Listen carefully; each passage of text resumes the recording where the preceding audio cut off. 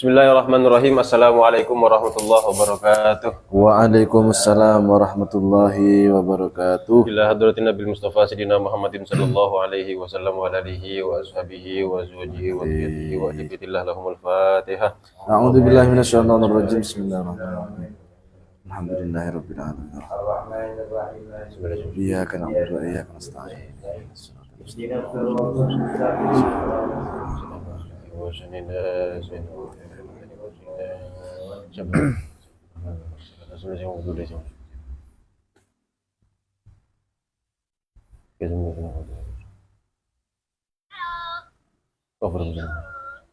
Al-Fatihah. A'udzu billahi minasyaitonir rajim. Bismillahirrahmanirrahim. Alhamdulillahirabbil alamin. Iyyaka na'budu wa iyyaka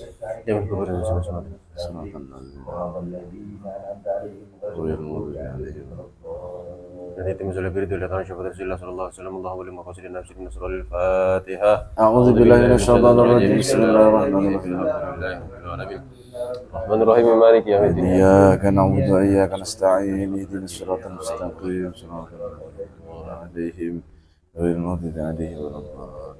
Alhamdulillahirabbil alamin. Wassalatu wassalamu ala asyrofil anbiya wal mursalin sayyidina Muhammadin nabil qasim amin wa ba'du. Rabbi shrah li sadri wa yassir li amri wahlul 'uqdatam min lisani yafqahu qawli. Allahumma arinal haqqa haqqan warzuqna ittiba'ahu wa arinal batila batilan warzuqna ijtinabah. Radina billahi rabba wa bil islami dina wa bi sayyidina Muhammadin nabiyya wa rasula wa bil qur'ani imama amma ba'd.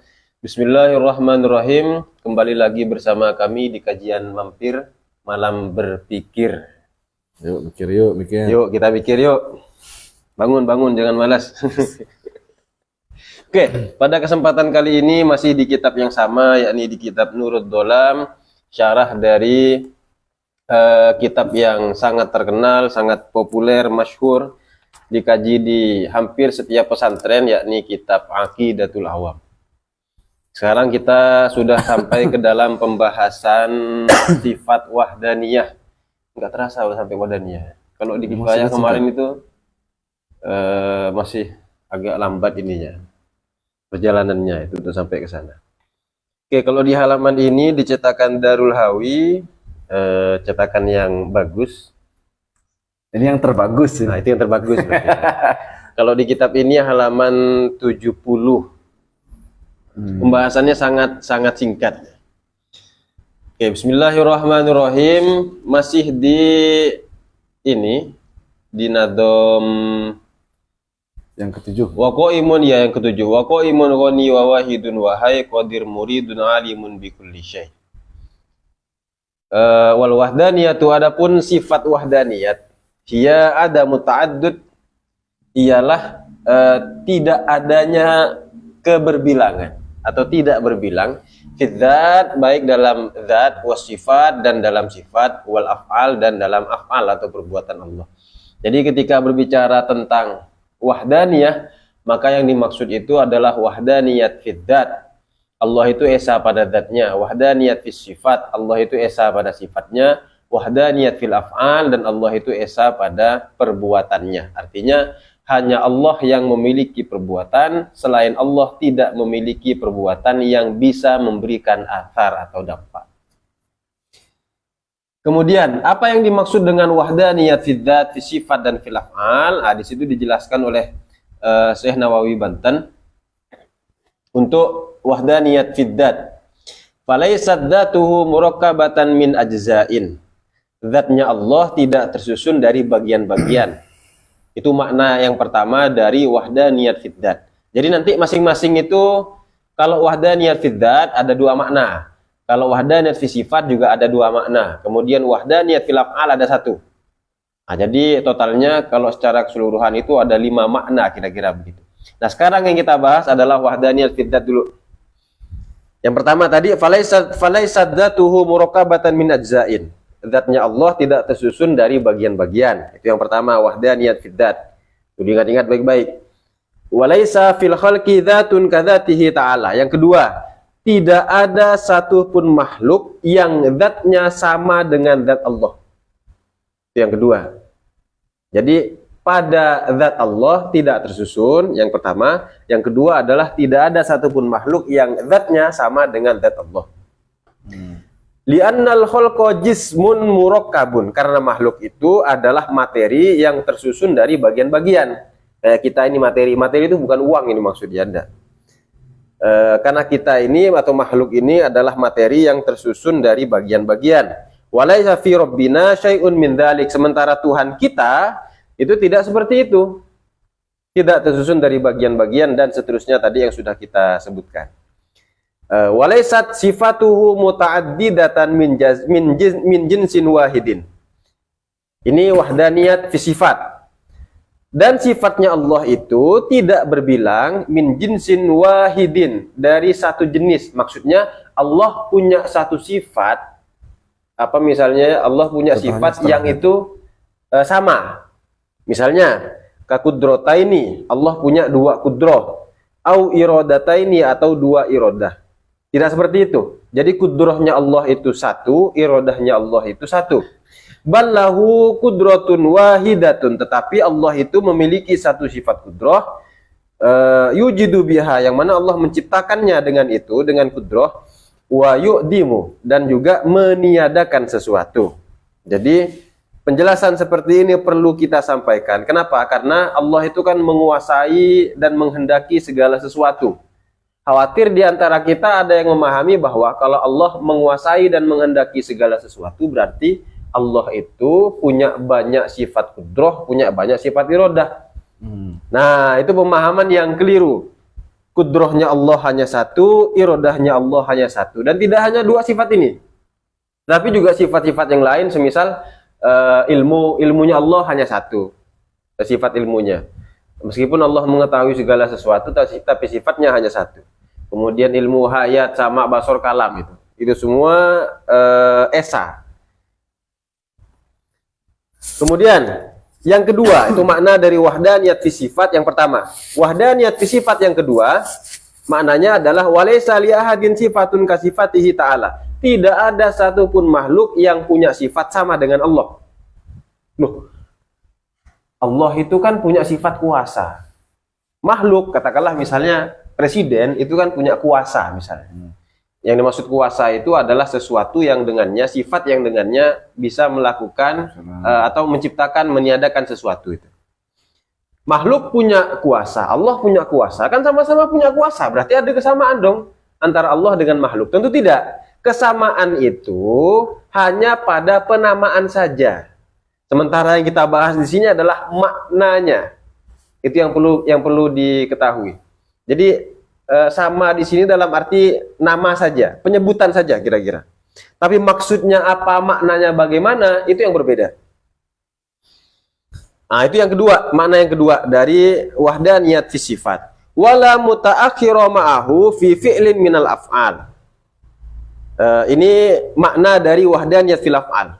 Dan tidak ada yang dapat wala mu'athira. Oh ya. Wala mu'athira ma'ahu fi fi'lin minal af'al, dan tidak ada yang dapat memberikan dampak satupun itu fi fi'lin dalam satu perbuatan minal af'al dari berbagai macam perbuatan lainnya. Jadi satu perbuatan pun tidak ada, bahkan perbuatan yang remeh sekalipun, semisal berkedip, semisal ngangkat tangan begini ini semua adalah perbuatan yang Allah ciptakan pada diri manusia, bukan manusia yang menciptakan perbuatannya sendiri.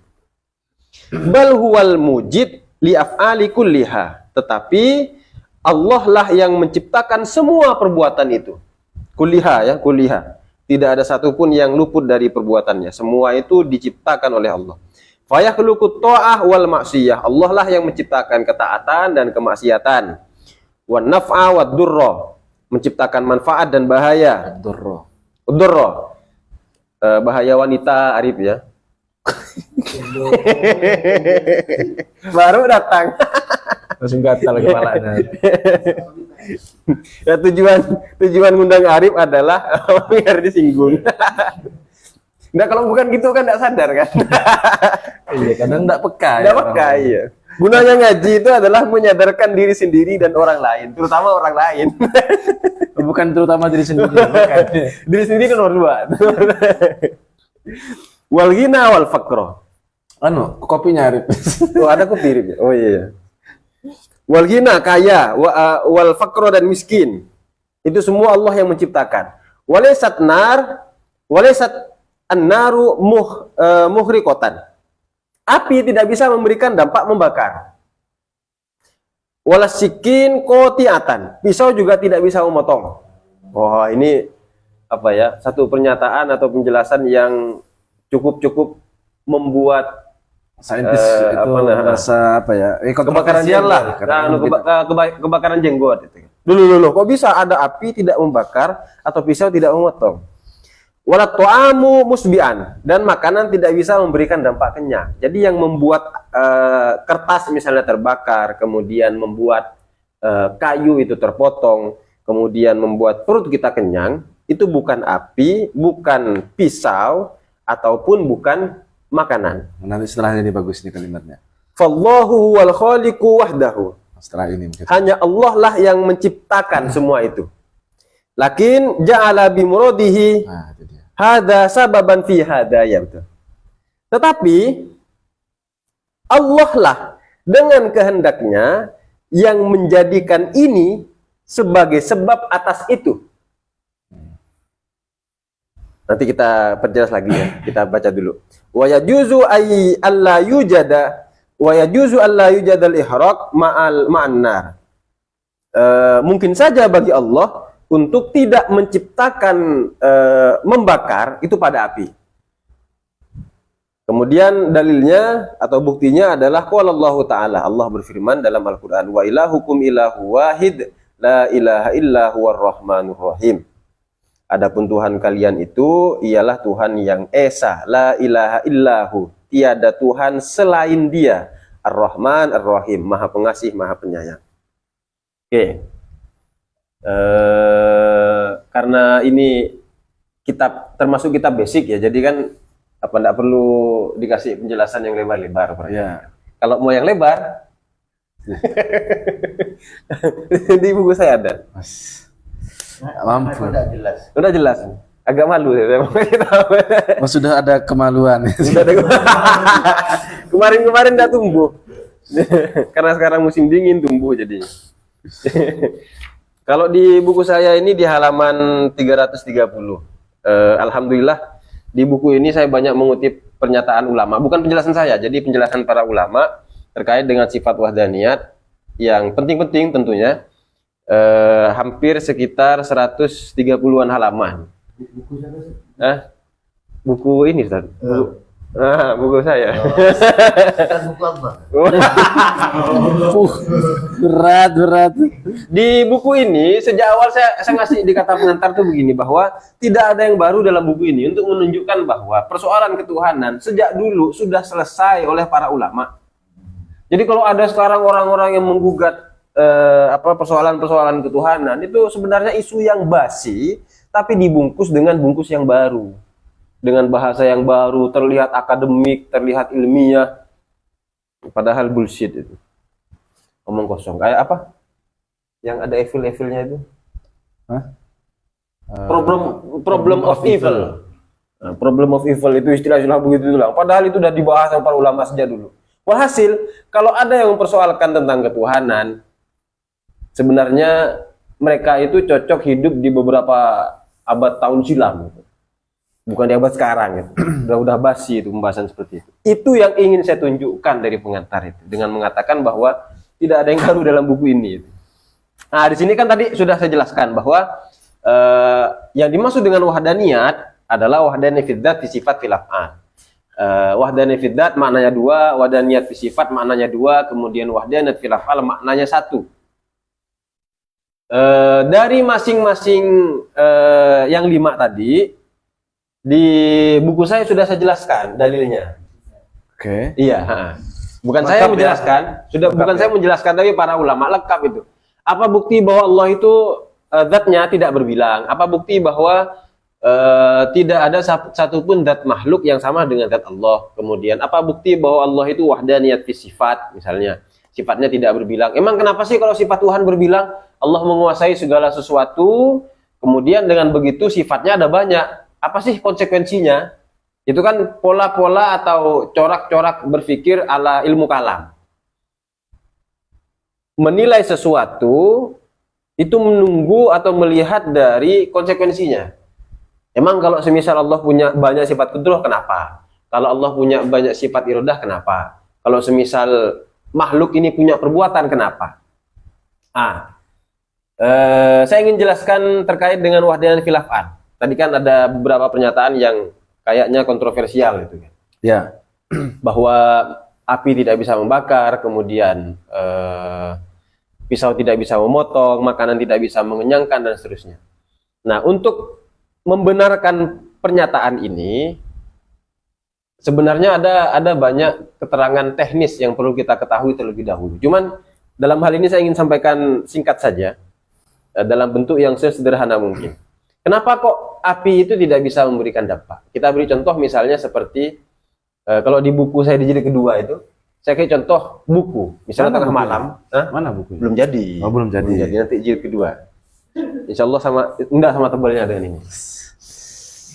Lu. Apa kok ada bunyi? Apa maksudnya? Ini Arif mendesis tadi. Saya kira manusia, ternyata ular. Di buku saya itu saya kasih contoh begini, saya kasih ilustrasi. Misalnya bayangkan kita tengah malam ada di satu ruangan sendirian. Di depan kita ada buku. Kemudian buku itu loncat. Pertanyaannya, kaget nggak kita itu? Pasti kaget. Kagetnya kita itu karena buku itu seharusnya tidak bisa memberikan dampak berupa meloncat. Kenapa? Karena dia benda mati. Beda dengan misalnya kita malam-malam sendirian, kemudian di depan kita ada kodok itu meloncat. Kita tidak akan kaget. Kenapa? Karena kodok itu punya sifat hayah. Dia hidup. Kalaupun kaget yang wajar. Kaget yang wajar. Setelah loncat karena spontan, kemudian kita kaget, setelah tahu, oh ternyata kodok. Biasa itu. Tapi kalau buku terus melompat, setelah kita tahu buku, tambah kaget itu ya. Nah, artinya begini, secara tidak langsung, disadari atau tidak, kita itu punya pemahaman bahwa sesuatu yang mati itu pasti tidak bisa memberikan dampak. Sesuatu yang mati, sementara sesuatu yang hidup memungkinkan baginya untuk memberikan dampak. Dampak apa? Misalnya dalam kasus kodok tadi itu meloncat. Nah, kita gunakan penalaran ini kepada kasus tadi itu, api, kemudian pisau, kemudian makanan. Ketika nasi masuk ke dalam mulut, kemudian kita merasa kenyang. Kenapa kok kita kemudian mengatakan yang membuat kenyang itu hakikatnya bukan secara hukum adat, secara hukum akal adalah nasi. Kok bisa? Karena nasi itu benda mati. Yang membuat sesuatu terbakar adalah api. Api itu kan benda mati. Kok bisa dia memberikan dampak? Yang membuat sesuatu terpotong misalnya adalah pisau. Pisau itu benda mati. Seharusnya kalau mau konsisten dengan nalar di awal, maka benda mati apapun itu tidak akan bisa memberikan dampak. Atau ada orang mati lah misalnya, ada orang mati. Jangan lari misalnya. Buka mata aja kaget kita itu. Kenapa? Karena secara tidak langsung kita punya pemahaman bahwa orang yang mati tidak mungkin bisa memberikan dampak. Itu penalaran yang maksudnya tidak bisa memberikan dampak itu. Dampak itu maksudnya adalah menciptakan atau meniadakan sesuatu yang sebelumnya tiada kemudian ada, atau dia itu sudah ada kemudian tiada. Misalnya kayak inilah. Misalnya katakan ada orang mati misalnya. Matanya terpejam. Kemudian dia membuka matanya. Membuka mata itu yang saya maksud dengan dampak. Oke, berarti begini ya. Ada orang mati nih lagi terpejam. Ketika dia lagi memejamkan mata, terbukanya mata itu kan tidak ada, gitu ya. Setelah matanya terbuka, maka mata terbuka yang awalnya tidak ada menjadi ada. Mata yang awalnya tertutup itu ada, kemudian menjadi tidak ada. Dan itulah yang disebut dampak. Jadi yang disebut dampak itu istilahnya. Oke. Yang disebut dampak itu adalah pada intinya adalah dari ada menjadi tiada, atau dari tidak ada menjadi ada. Iya, yang dimaksud athar atau dampak itu adalah itu. Ijad wal idam, sesuatu yang tidak ada kemudian menjadi ada, atau sesuatu itu sudah ada kemudian ditiadakan. Itu yang dimaksud dengan athar. Mengenai istilah-istilah teknis yang seperti itu juga sudah saya jelaskan di buku. Sebelum saya menjelaskan bagaimana penjelasan atau argumentasinya. Jadi sudah sudah ya sebisa mungkin kita lengkapi lah itu pemahamannya terlebih dahulu. Sebenarnya supaya lebih lengkap pemahaman teman-teman itu, sebelum membahas sifat-sifat ketuhanan seperti ini, itu matangkan dulu hukum akalnya. Iya. Maka di awal tuh biasanya pembahasan ilmu kalam atau ilmu tauhid, kalau memang betul-betul ingin mendalami ingin mendalami ilmu kalam atau ilmu tauhid, maka kita itu harus punya perangkat bernama pemahaman hukum akal dulu. Iya. Karena itu udah sering kita sampaikan itu ya. Iya. Ucapan-ucapan tadi seperti tadi itu gampang sekali untuk diucapkan, tapi untuk betul-betul ces ke pemahaman, apa tuh maksudnya? Betul-betul memberikan apa ya? Memberikan pemahaman yang utuh itu harus ada prosesnya. Sama seperti mengucapkan I love you itu kan gampang. Cuman bagi orang yang merasakan cinta, itu kalimat itu muatannya luar biasa sekali, kan? Bukan begitu, Arif? Lagi-lagi. Aduh. Iya. Lanjut. Barangkali ada tambahan yang lain? Sebenarnya saya menarik di pembahasan bagian awal dulu. Iya. Kenapa kok ketika membahas sifat wahdaniyah di awal langsung dijelaskan wahya adamu ta'addudi fid dzati wasifati wal af'ali. Kenapa kok harus 3 ini? Karena begini, Tuhan itu tidak hanya zat. Allah itu dia bukan cuma zat. Allah itu adalah zat yang punya sifat dan punya af'al gitu. Iya. Makanya zat, sifat dan af'al ini dibahas secara bersamaan. Kalau kita ingin membicarakan tentang Tuhan itu tidak hanya zat, tapi Tuhan itu zat yang punya sifat dan punya af'al. Dan ini tidak bisa dipisahkan nih. Bisa. Maksudnya kalau kita berbicara Tuhan, tidak bisa kita hanya mengesahkan zat Tuhan saja, lalu mengabaikan 2 yang lain. Atau misalnya ini, mengesahkan Allah dalam arti hanya memaknai tidak ada Tuhan selain Allah. Nah itu hanya satu makna saja. Satu makna saja, iya. Padahal tadi ada 5. Seperti kebanyakan orang ya misalnya. Nah, kita semua tentu akan janggal, akan menolak kalau misalnya ada orang, katakanlah saya bilang bahwa benda ini adalah Tuhan. Oh, tentu semuanya ribut. Kenapa? Karena orang beriman, orang Islam siapapun itu, dia pasti akan menolak konsep seperti itu, menduakan Tuhan yang seperti itu. Iya. Padahal menduakan Tuhan itu tidak hanya itu saja, ada 5 macamnya. Salah satunya adalah dengan menganggap bahwa Tuhan itu tersusun dari bagian-bagian misalnya tadi. Itu. Berarti itu tidak mengesahkan Tuhan. Tidak mengesahkan Tuhan. Jadi Tuhan punya wajah, punya tangan misalnya. Walaupun dia ngeles bahwa ya wajah Allah berbeda dengan wajahnya makhluk, tetap saja berarti Allah punya wajah, punya tangan. Walaupun wajah dan tangannya beda dengan makhluk. Berarti kan ada 2 bagian nih. Berarti kan tersusun. Dengan demikian berarti pemahaman seperti itu tidak mengesahkan Tuhan. Iya. Berarti 5 makna ini harus selalu disandingkan kalau berbicara tentang keesaan Tuhan. Ya, betul. Oke. Ada lagi? Kalau berbicara ada sebenarnya banyak. Jangan terlalu panjang. Karena masih ada 2 lagi ini. Nah, tapi yang perlu teman-teman ketahui, misalnya di kitab Kifayah yang kemarin sudah kita hatamkan, atau di beberapa kitab yang lain ketika membahas tentang dalil sifat wahdaniyah, para ulama itu hanya memberikan 1 dalil saja, rata-rata itu ya. Dengan membuat pengandaian-pengandaian, misalnya apa sih konsekuensinya jika Allah atau jika Tuhan itu ada 2. Jika Allah ada 2, maka akan ada 2 kemungkinan. Boleh jadi mereka itu bersekutu, bekerja sama, boleh jadi tidak, kan begitu itu kan. Model dalil yang sering kita temui di kitab tauhid. Nah, kenapa kok misalnya keesaan pada sifat, kemudian keesaan pada af'al itu jarang sekali dibahas? Karena ketika sudah menjelaskan tentang bukti bahwa Allah itu esa pada zat, sebenarnya dengan sendirinya sudah bisa membuktikan bahwa Allah itu juga esa pada sifatnya, Allah itu esa pada perbuatannya. Tapi karena salah satu pembahasan yang agak panjang dan dulu juga sempat menjadi konflik terkait dengan wahdaniyat fil af'al, makanya biasanya para ulama itu membahas di dalam satu bab tersendiri terkait dengan wahdaniyat fil af'al. Iya. Dan itu agak kayak misal ini, Hasyiah Nasafiyah itu satu bab khusus tentang wahdaniyat fil af'al. Dan di beberapa kitab lain yang saya jumpai itu. Satu bab khusus untuk menunjukkan bahwa satu, itu bab yang penting. Kenapa? Karena seringkali diabaikan oleh kita. Kita punya perbuatan ini ya dari kita dalam dan arti kita yang dampaknya juga menciptakan. kata saya sangat luar biasa kalau paham wahdaniyah fil af'al. Iya, betul. Ya berpengaruh, katakanlah gini lah, pengaruhnya ke dunia tasawuf itu sangat luar biasa sekali. Iya, betul, betul. Misalnya salah satu pengaruhnya adalah kalau kita sudah tahu semuanya ini karena Allah, maka ketika kita beribadah tidak ada yang bisa kita banggakan. Ya, tidak ada Kita bisa ria, sombong. iya. misalnya. Tidak ada yang bisa kita banggakan. Kita bisa beribadah ya karena Allah. Kita bisa bekerja karena Allah. Kerja dari jam berapa aja? Dari jam 9 ketemu jam 9. Itu juga karena Allah. Dapat uang itu juga karena Allah semuanya. Jadi apa yang mau kita banggakan itu maksudnya? Kalau dipikir-pikir juga kita yang punya siapa? Punya Allah juga. Tiba-tiba ada orang yang ketika berdoa sedemikian rupa itu doanya enggak atau belum dikabulkan sama Allah, protes, ngambek, akhirnya enggak sholat lagi, enggak beribadah lagi, kemudian dan seterusnya lah itu melakukan pelanggaran-pelanggaran yang lain.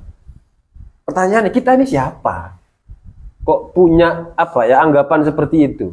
Nah, salah satu ini cara untuk menepis kesalahan-kesalahan seperti tadi itu adalah pertama yang jelas adalah dengan memahami wahdaniyat fil af'al. Betul-betul paham bahwa semuanya itu karena Allah dan tidak hanya sebatas doktrin.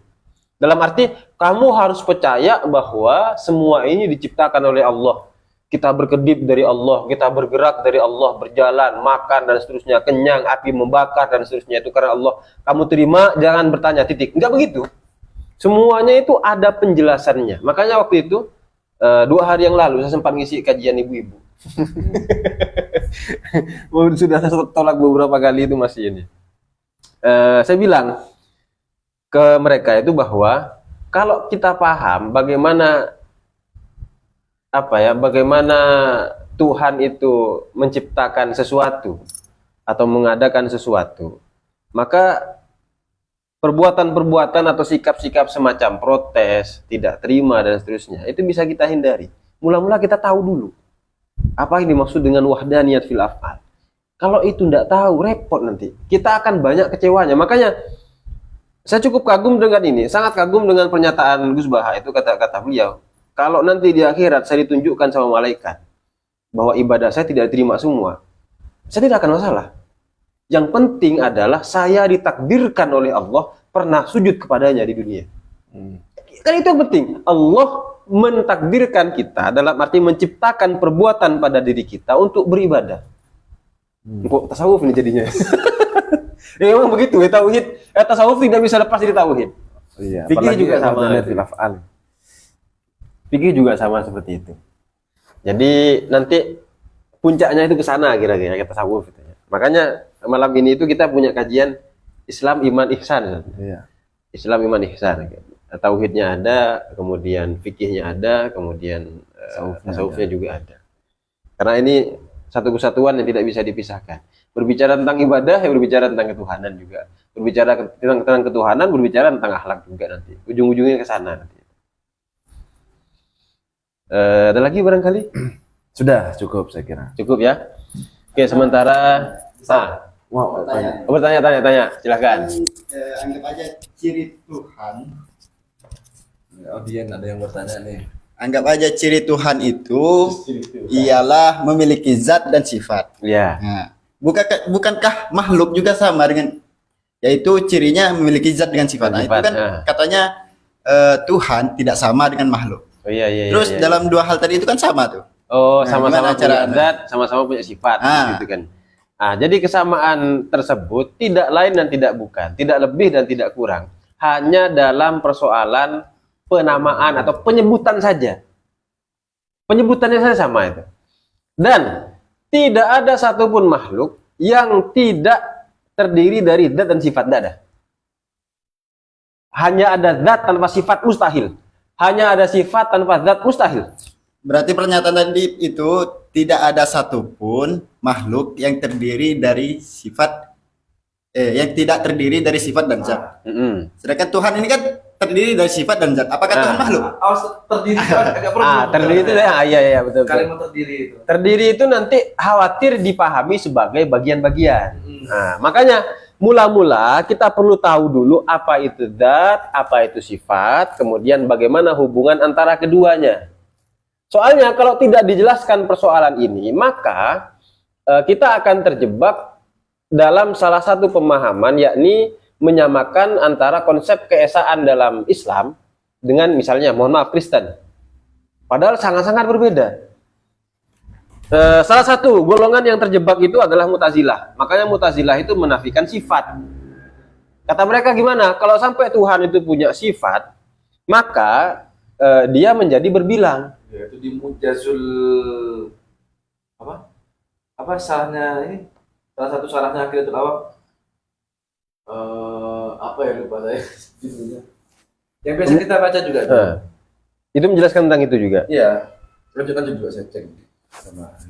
Nah, kembali ke tadi. Jadi makhluk punya zat dan sifat. Allah punya zat dan sifat.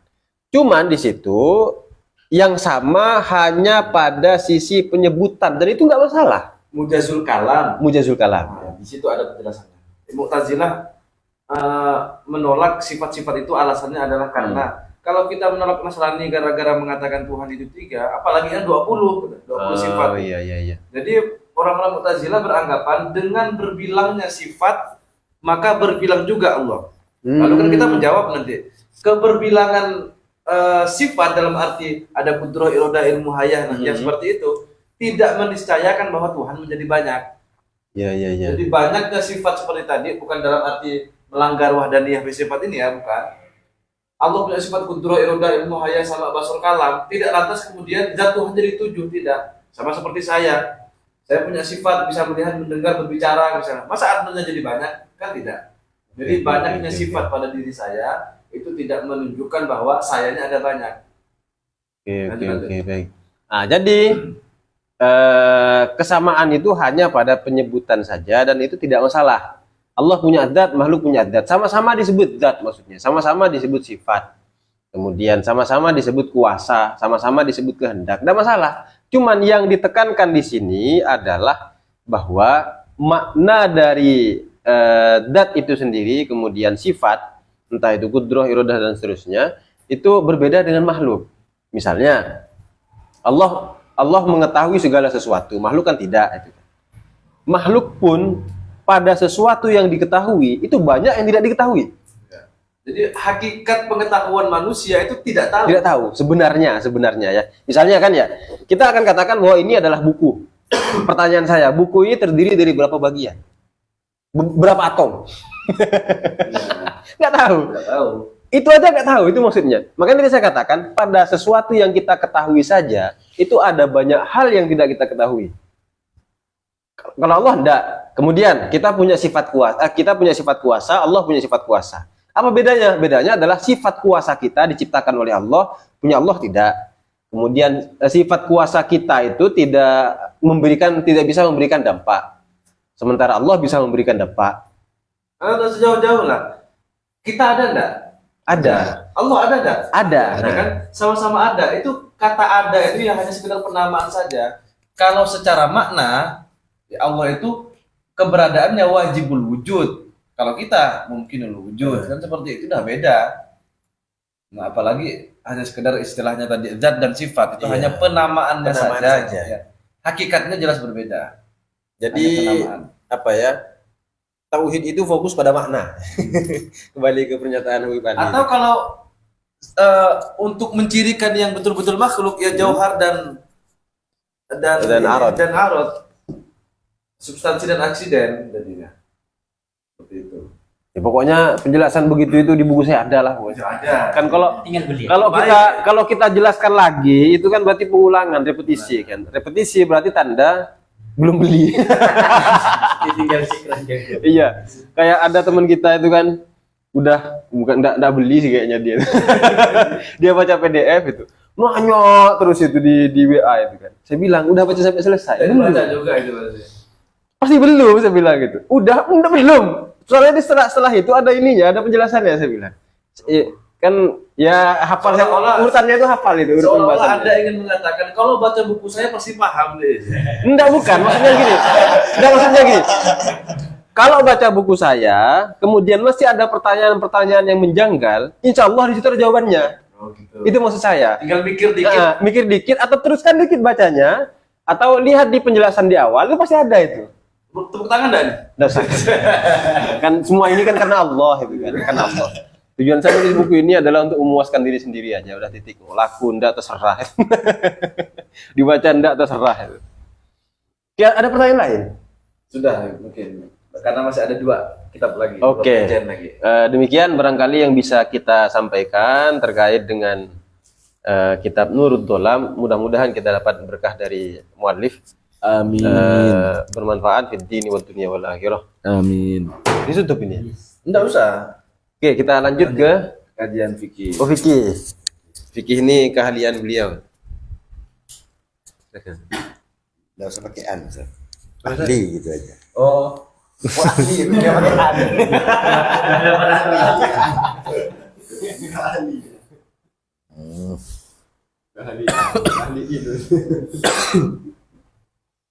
Nggak kayak kemarin kan istilahnya Ustaz Bayu itu loh.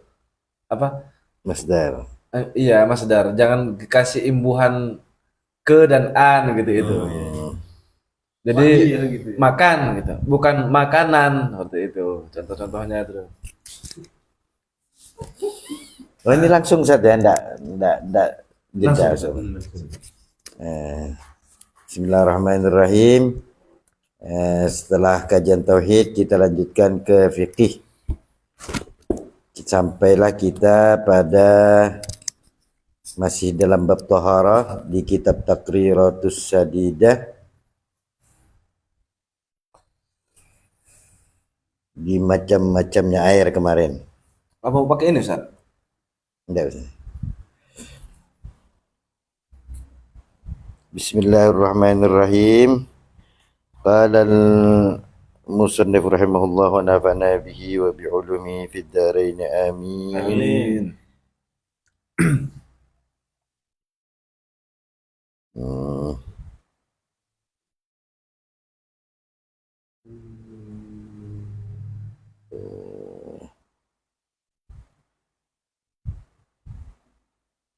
Mana ini?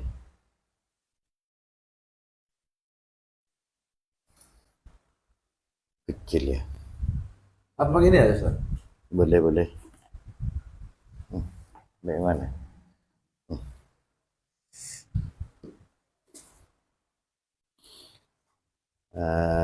Aksamul Miyah sudah ya. Babul Sekarang sampai di Bismillahirrahmanirrahim. Aksamul Miyah min haitsul hukum. Kalau kemarin itu pembagian air dari segi atau sisi tempat dan sumbernya atau asalnya. Sekarang pembagian air secara hukum dari sisi hukumnya. Al-awwalu, bagian pertama secara hukum air itu adalah ada air itu at-tahiru fi nafsihi al-mutahhiru li ghairihi. Air itu sendiri suci untuk dirinya sendiri, zatnya itu suci, dan al-mutahhiru li ghairihi dapat mensucikan kepada selainnya. Wa yusamma at-tahuru wal mutlaqu, juga bisa dinamakan air tahur atau air mutlak. Itu bagian pertama. Air mutlak atau air tahur. Lebih rincinya tahir, mutahhir. Suci, dirinya sendiri itu suci, zatnya airnya itu, dan dapat mensucikan.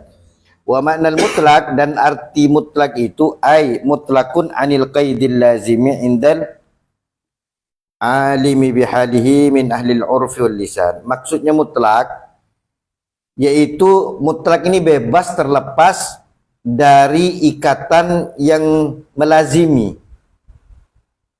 Tidak ada ikatan lah, bebas itu intinya. Indal alimi bihalihi, terhadap orang yang mengetahui dengan keadaannya, min ahlil urf wal lisan, dari para ahli uruf, kebiasaan, wal lisan, dan perkataan lisan, Ahli bahasa. ahli bahasa. Fala yahtaju ila taqid, maka tidak butuh kepada taqid. Taqid ini apa ya, ikatan lah, batasan atau dan yang semisalnya. Wa mithlul muqayyad biqayyidin mumfakin, dan sepertinya itu juga al muqayyad biqayyidin mumfakin. Sama hukumnya juga itu mutlak. Tapi dia diikat biqayyidin mumfak. Ada pengikatnya tapi pengikatnya itu tidak terpisah, tidak nyatu. Kama il bi'ri, seperti air sumur, wa ma'il bahri, dan air laut, fa yusamma ma'an mutlaqan, maka semuanya itu dinamakan air mutlak. Wa tasihhu taharatu bihi, dan sah bertahara atau bersuci dengannya. Bi khilafil muqayyad bi qaidin lazimin, beda dengan muqayyad diikat dengan ikatan yang lazim, yang melaziminya atau yang melekat. Kama ilwardi wal gahwati wal asiri, seperti air mawar, air kopi, dan air jus. Asir ini apa ya, diperas itu. Anggur lah. Intinya air perasan lah, baik itu dari anggur. Perasan. Hah? Air perasan. Iya. Baik itu buah. Fala yusamma mutlaqan, yang seperti tadi itu tidak bisa dimakan mutlak. Fala wala tasihhu taharatu, dan tidak sah bertaharah. Jadi ringkasnya mungkin begini. Bagian air itu dari segi hukumnya ada berapa ini? Kalau asani ada 3 kalau tidak salah. Ya, ada 5 ke berapa? 1, 2, panjang ini. Iya, panjang itu.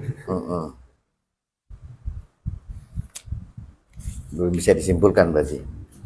Intinya bagian air hukum air yang pertama itu air mutlak atau air tohur bahasa Arabnya, atau air suci dan mensucikan. Mensucikan itu maksudnya gimana? Dapat mensucikan. Ya, ini mau dijelaskan nih. Oh iya. Iya. Jangan kemana-mana, Ya. karena kita tidak kemana-mana. Ya. Maksudnya mutlak itu bebas gitu ya, tidak terikat. Atau ada ikatannya tapi ikatannya itu terpisah, tidak melazimi. Seperti contoh air sumur.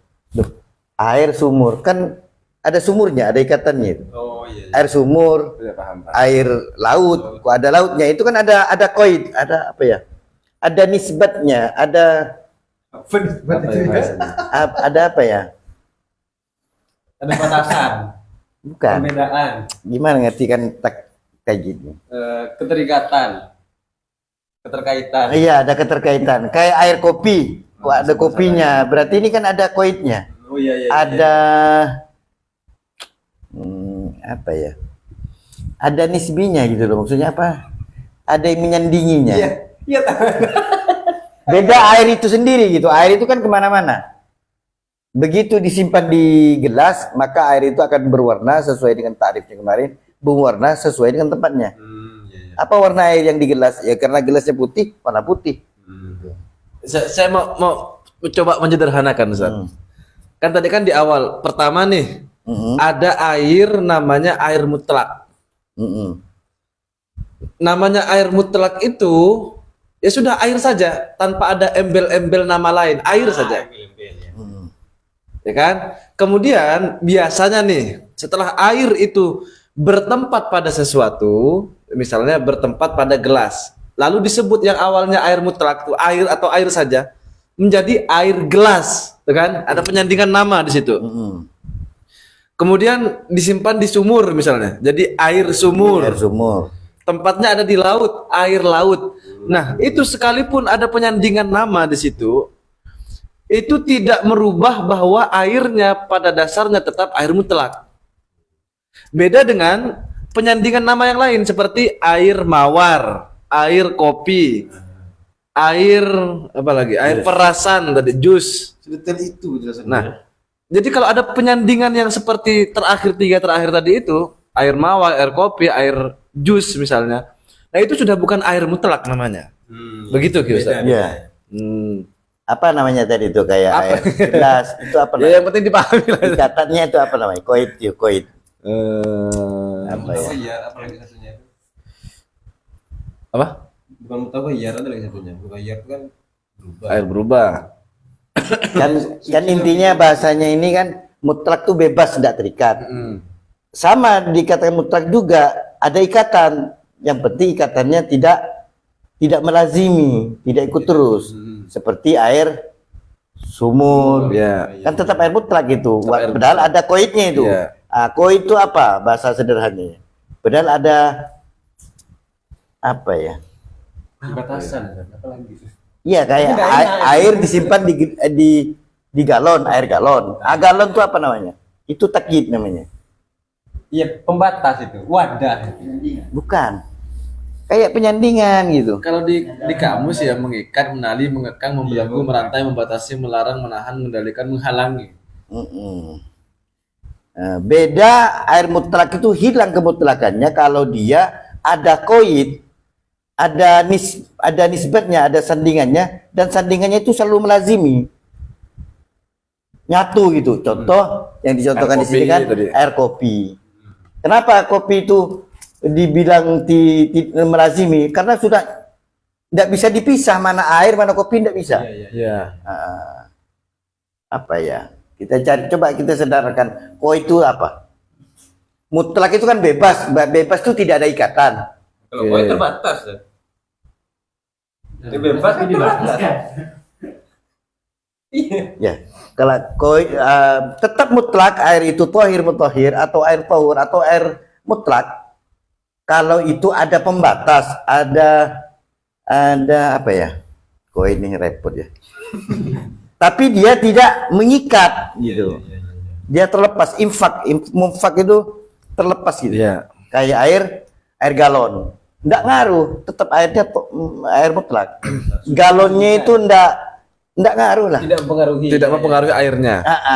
Beda kalau air kopi, air mawar, semua contoh itu airnya itu sudah nyatu dengan mawar, mana air, tidak jelas. Air perasan kata sampean, air jus, ada airnya, jus itu ada airnya, cuman mana jusnya mana air kan. Itu namanya koid yang lazim, koid yang melazimi. Ya, jadi bahasa fikih ini agak harus ya, teknis. Kalau teknis dia, kalau tauhid kan lazim itu udah jelas gitu, pasti. Itu yakin. Itu barangkali istilah-istilah teknis seperti itu.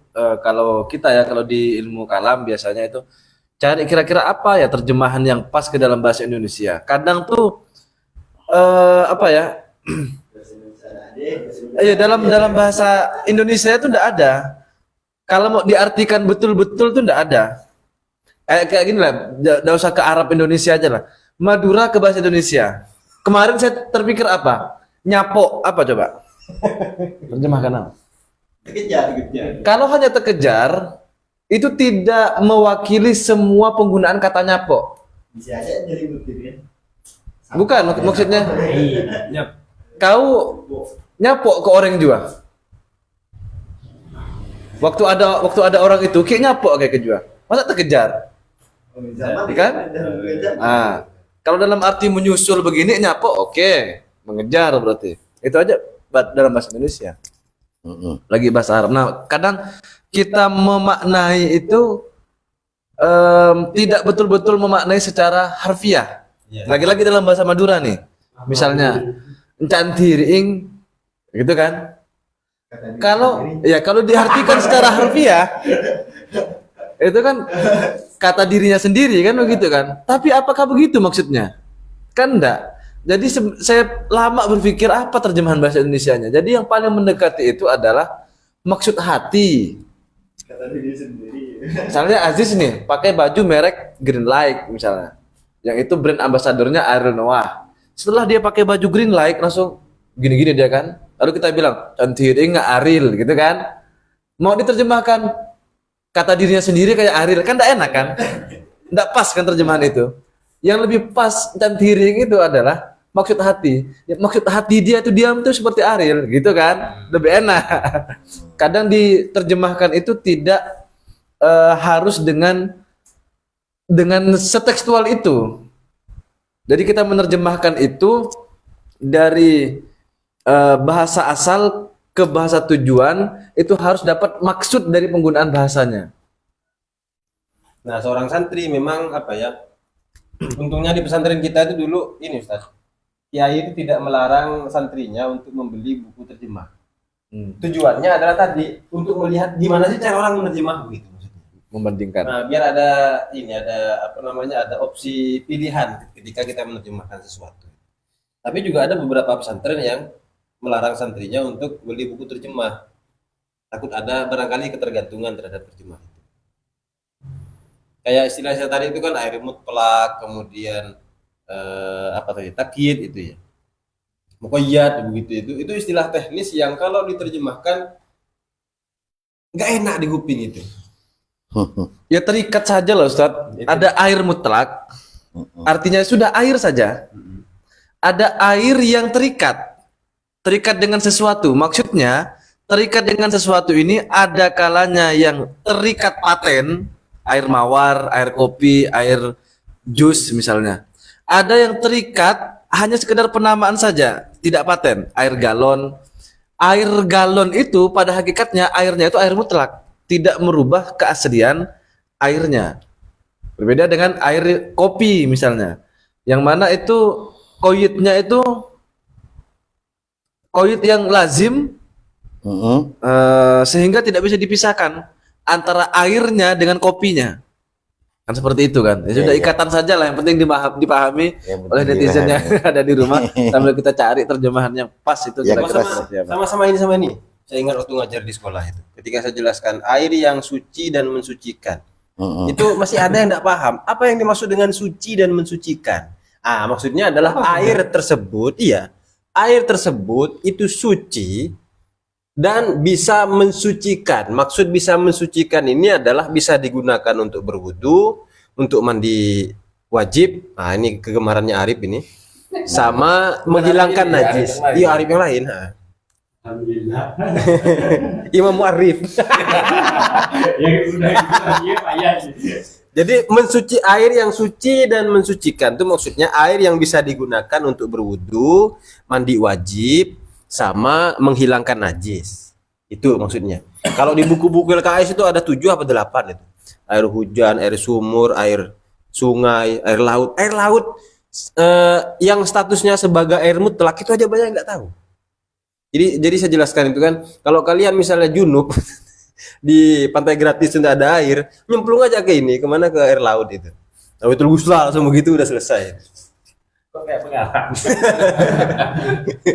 Bukan di laut, di kamar mandi. Jadi kita kesimpulannya gini, air mutlak yang penting bisa difahami ya. Iya. Air mutlak air saja. Sebenarnya tidak usah ada sajanya Ustaz. Iya, Air gitu aja, air gitu. Ada air yang Jangan ada yang bukan. Kan ada air aja, ini air mutlak, air.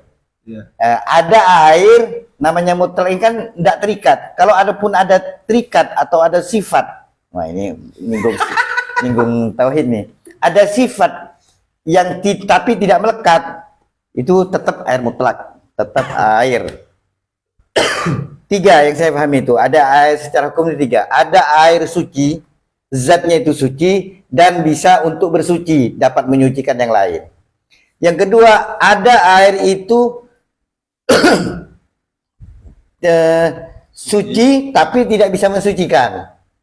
Yang pertama suci bisa mensucikan, yang kedua suci tapi tidak bisa mensucikan, yang ketiga air najis. Ini secara global 3 bagiannya itu. Nanti rinciannya banyak. Kembali ke awal tadi, jadi air mutlak itu adalah air yang suci dan mensucikan. Mutlak yang dimaksud tidak terikat dengan sesuatu yang melekat.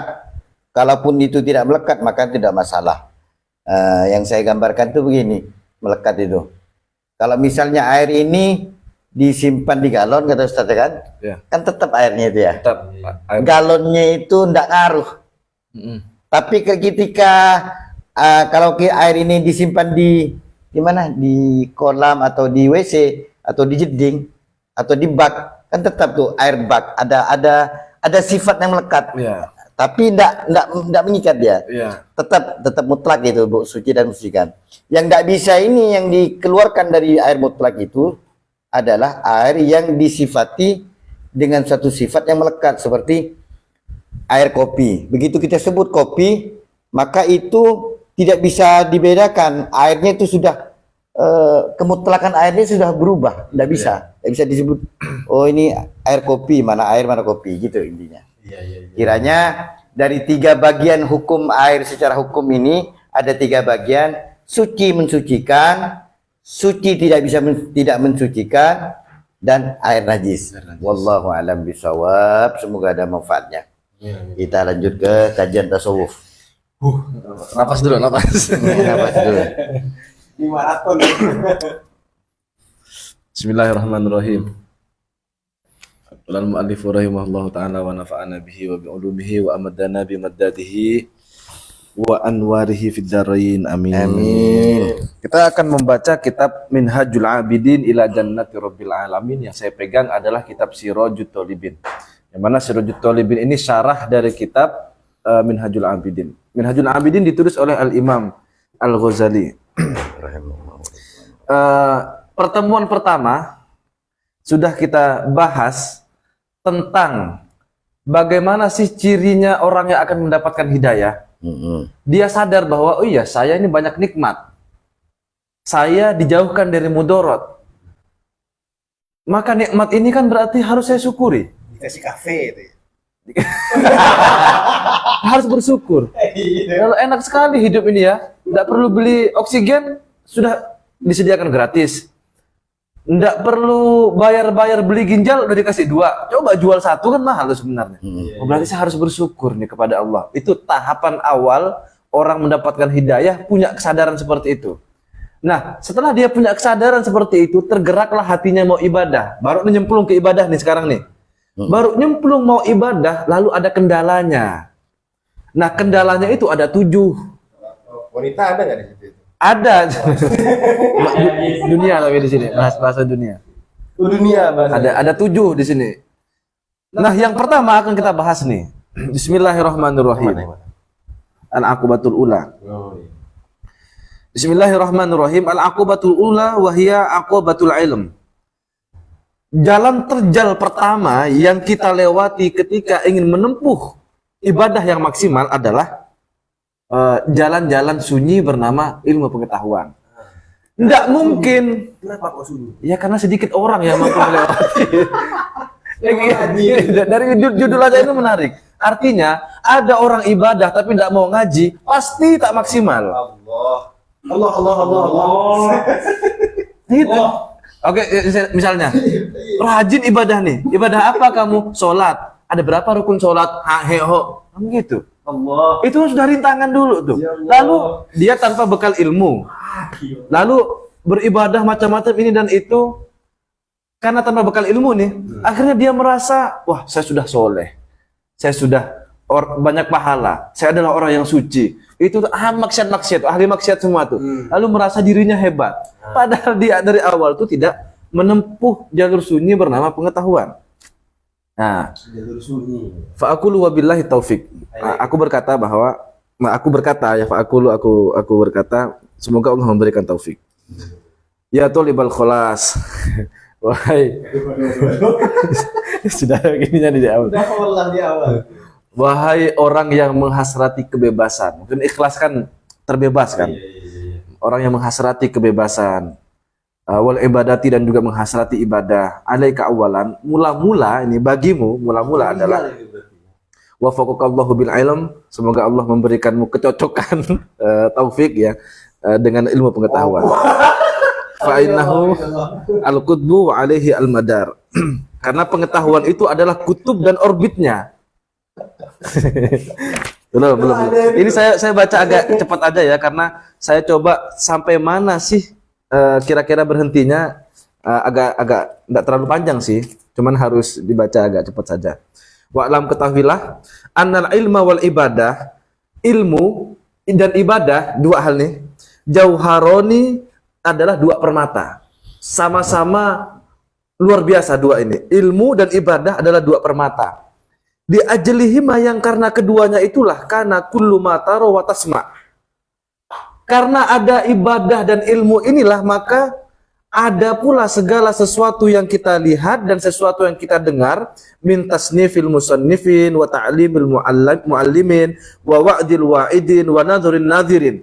segala yang kita lihat, yang kita dengar dari karya-karya yang ditulis para ulama, ajaran-ajaran dari para pengajarnya, kemudian petuah-petuah dari orang yang bijak bestari, teori-teori yang ditulis oleh para ilmuwan, semua itu pasti atas dasar dua ini. Ilmu, ibadah. Bahkan liajlihima, karena dua hal ini pula lah unzilat al-kutubu wa ursilat ar-rusulu. Karena keduanya inilah kitab-kitab itu Allah turunkan. Terasa sekarang ya. Dan rasul-rasul itu diutus. Karena dua ini, ilmu, ibadah. Liajlihima lagi ini. Khuliqat as-samawati wal ardu wa ma fihinna minal khalaq. Karena keduanya inilah diciptakan langit-langit dan bumi-bumi itu, wa ma fihinna, dan apa yang ada di dalam keduanya, minal khalqi, dari makhluk. Fihinna kalau di sini. Fihinna. Karena sama-sama muannas kan. Kemudian wa ta'ammal ayataini fi kitabillahi azza wajal. Coba renung nih ayat-ayat nih, kata beliau. Coba renungkan ayat ini dari kitabnya Allah, maksud dari Quran. Amal penting. Oh iya, suruh mikir kita, suruh renungkan. Ihdahuma, salah satunya adalah qauluhu jalla dzikruhu. Allahul ladzi khalaqa sab'a samawati wa minal ardi mithlahunna yatanazzalul amru bainahunna lita'lamu annallaha ala kulli syai'in qadir wa annallaha qad ahata bikulli syai'in ilma. Artinya, Allah adalah zat yang menciptakan 7 langit dan demikian pula 7 bumi. Yang mana berlakulah perintah Allah itu pada langit dan bumi. Maksudnya makhluk-makhluk yang ada di langit dan di bumi itu. Apa tujuannya? Lita'lamu annallaha ala kulli syai'in qadir. Supaya kamu tahu bahwa Allah itu menguasai segala sesuatu. Wa annallaha qad ahata bikulli syai'in ilma. Dan sesungguhnya pengetahuan Allah itu meliputi segala sesuatu. Surat At-Tolak ayat ke-12. Wa kafa bihadzal ayah. Cukuplah dengan dalil ayat ini, dalilan menjadi bukti, argumentasi menjadi dalil ala syarafil ilm, atas kemuliaan ilmu, la siyama ilmu tauhid, lebih-lebih ilmu tauhid. Nah ya. Jadi dengan ilmu tauhid baru kita tahu nih bahwa Allah itu berkuasa, Allah itu pengetahuannya meliputi segala sesuatu. Kalau hanya ucapan gini, tentu semua mukmin tuh tahu. Allah kuasa enggak? Kuasa, tahu. Allah berilmu enggak? Berilmu, tahu orang itu. Tapi apa maksudnya Allah itu berkuasa? Seperti apa wahnya? Seperti apa pengetahuannya? Itu baru akan kita dapati sense-nya, feel-nya ketika kita sudah belajar ilmu tauhid. Kemudian wal ayatu tsaniyah, ayat yang kedua, qauluhu jalla min qailin. Dari ayat Quran juga Ad-Dariyat ayat ke-56. Wa ma khalaqtul jinna wal insa illa liya'budun. Kalau tadi ilmu, kalau ini ibadah.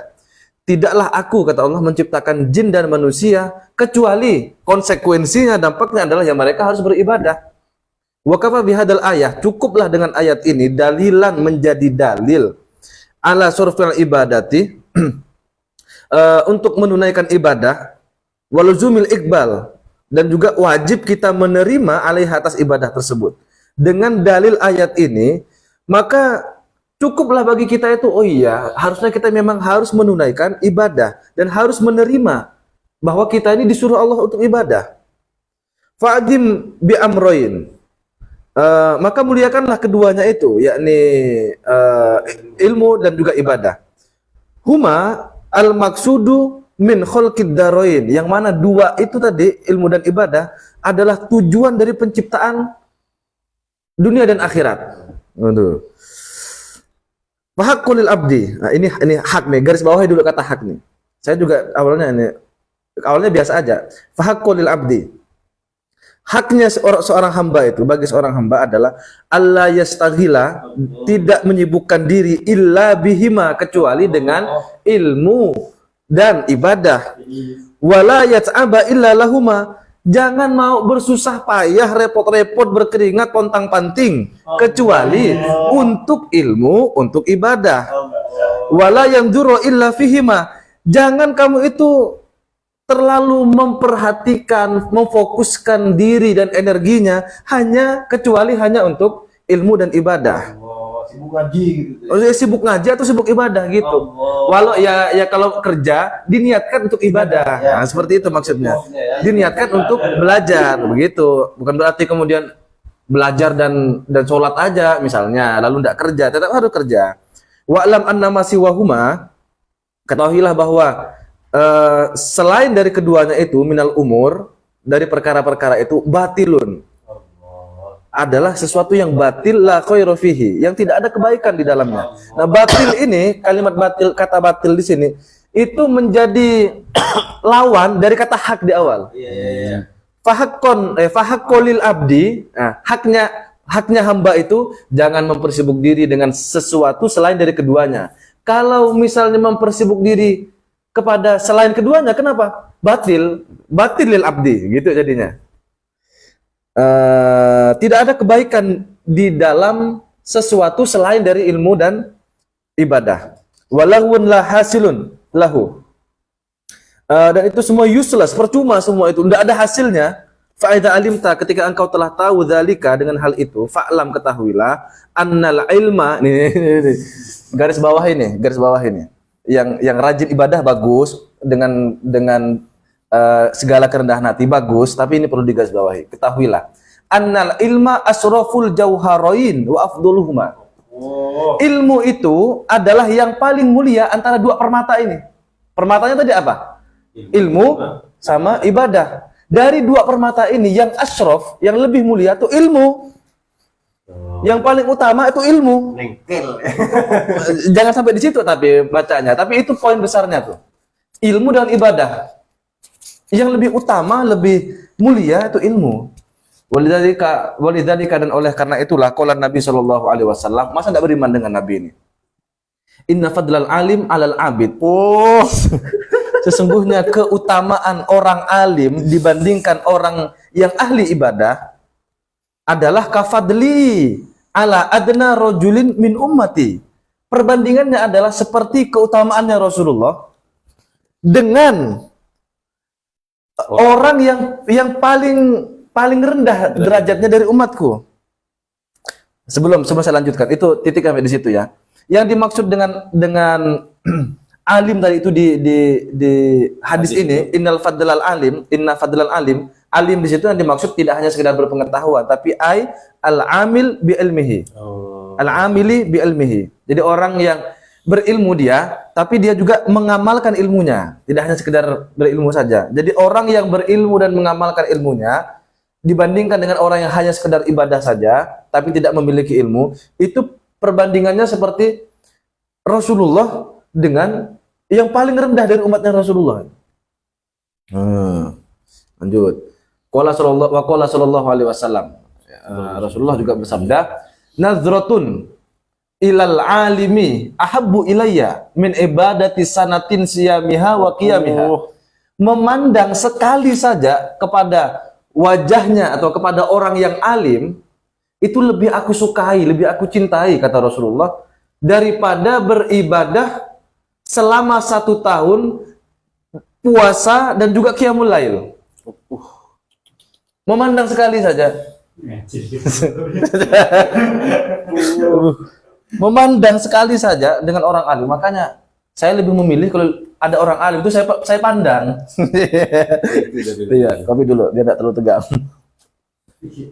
Suara juga hampir habis ini. Kalau di ini ada keterangannya lagi nih, Imam Ghazali.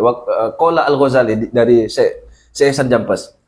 Fanzur kaifa ja'alal ilma muqaranan li darajatin nubuwah. Kata Imam Ghazali, perhatikanlah bagaimana ilmu itu posisinya seperti derajat nubuwah, derajat kenabian. Karena Nabi itu tadi bilang kan, orang yang berilmu dengan yang hanya sekedar ibadah itu seperti keutamaannya Nabi itu. Jadi ilmu itu semacam derajat nubuwah. Lanjut lagi berikutnya. Wa qala sallallahu alaihi wasallam, hadis lagi ini. Ala adullukum ala asrafi ahlil jannah. Maukah kalian aku tunjukkan pada yang paling mulia dari ahli surga? Qalu. Kemudian para sahabat menjawab, "Bala ya Rasulullah." Ya tentu saja, kami pengen tahu, katanya. Qala, kemudian Rasulullah menjawab, "Hum ulama ummati. Yang paling mulia dari penduduk ahli surga adalah ulamanya umatnya Rasulullah. Fabana laka annal ilma asyrafu jauharon. Ya, kesana ya. Iya. Setelah sudah jelas bagimu bahwa ilmu itu lebih mulia, yang paling paling mulianya permata minal ibadati dibanding dengan ibadah. Setelah kamu tahu sekarang, walakin akan tetapi jangan sampai di situ saja. Tadi kan ada dua permata, ilmu ini lebih mulia, jangan sampai di situ saja, bahaya nanti. Walakin akan tetapi labudda minal ibadati ma'al ilm. Ya sudah seharusnya ibadah itu juga penting, tapi harus disertai ilmu. Wa illa kana ilmuhu haba'an manturun. Kalau hanya ilmu saja tanpa disertai dengan ibadah, maka seolah-olah itu seperti debu yang tertiup angin. Fa'inal ilma bimanzilati syajarah wal ibadati bimanzilati thamarah min thamaratiha. Karena sungguhnya ilmu itu ya posisinya seperti pohonnya, ibadah itu seperti buahnya. Fasyarafu lisyajarah, kemuliaan dari satu pohon itu hiya al-asal, maksudnya batangnya itu. Lakin al-intifa, kemanfaatannya itu bima yasulu bi thamaratiha. Kemanfaatannya itu adalah apa yang dihasilkan dari buahnya itu. Faidan, dengan demikian la budda lil abdi, sudah seharusnya, sudah selayaknya, seyogyanya bagi seorang hamba itu ayyakuna lahu min kilal amrayn. Dia harus punya dengan keduanya, baik itu ilmu dan juga ibadah. Hadzun, punya apa? Hadzun, punya bagian. Wa nasibun, dan juga porsi. Kira-kira ilmu dengan ibadah itu kita harus punya bagiannya, harus proporsional, kira-kira begitu, harus sesuai dengan porsinya. Walihada, dan oleh karena inilah qala Al-Hasanul Basri, Imam Hasan Al-Basri rahimahullah berkata, utlubu hadal ilma, carilah oleh kalian pada ilmu ini tolaban, dengan serius, la yadurru bil ibadati, yang mana kalian itu harus mencari ilmu dengan serius, tapi jangan mengesampingkan ibadah. Watlubu, cari juga hadhil ibadah, tuntut juga apa ya, kejar juga, laksanakan juga ibadah itu tolaban ya yadurru bil ilm, tapi tidak membahayakan dengan ilmu. Maksudnya begini, kalian tuh harus ibadah tapi jangan lupakan ilmu. Kalian harus mencari ilmu tapi jangan lupa ibadah. Nah, sampai situ aja bacanya saya. Jadi pendek kata, kalau orang itu hanya ibadah saja, mohon maaf tidak bermaksud merendahkan maksudnya, itu bagus, cuman seringkali orang yang hanya sekedar ibadah tanpa dibekali ilmu itu dia akan tertipu oleh dirinya sendiri. Tertipu. Dia merasa dirinya sudah baik, merasa sudah hebat, memandang yang lain rendah, merasa sudah sampai padahal masih di jalan, merasa sudah di jalan padahal belum memulai, merasa sudah memulai padahal belum ngapa-ngapain. Allah. Nah, makanya mau ibadah tuh apapun jenis ibadahnya harus dibekali dengan ilmu. Itu tahapan pertama ketika kita baru nyemplung mau ibadah nih. Masih satu nih, dan ini masih panjang nih. Belum lagi nanti tahapan kedua, ketiga, keempat, kelima, keenam, ketujuh. Ada 7 nanti rintangannya tuh. Akobahnya. Ini masih yang pertama nih.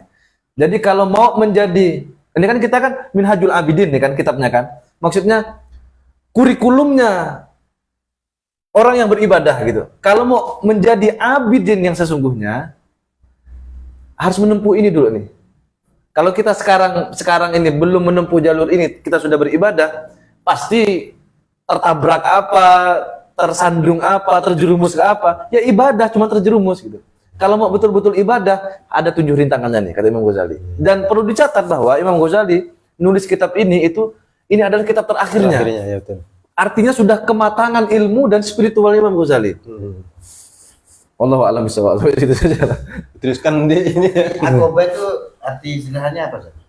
Ya, akobah, ada 7 akobah itu. Iya, rintangan.